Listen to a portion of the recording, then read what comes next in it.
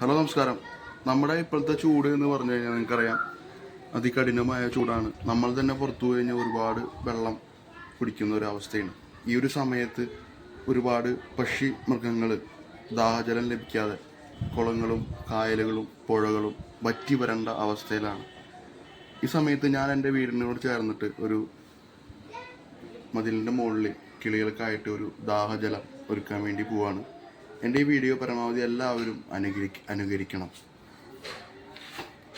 അപ്പോൾ ഒരു മൺകലം എടുത്തിട്ടുണ്ട്, അതിൽ വെള്ളം ഒഴിക്കാൻ വേണ്ടി പോവാണ്.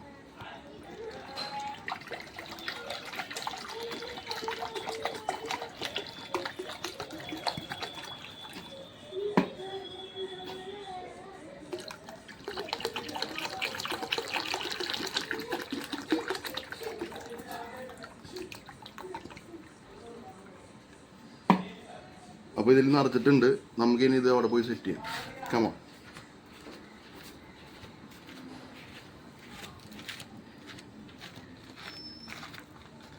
ഈ ഒരു ഭിത്തിയുടെ മുകളിലാണ് ഞാൻ വെക്കാൻ പോകുന്നത്.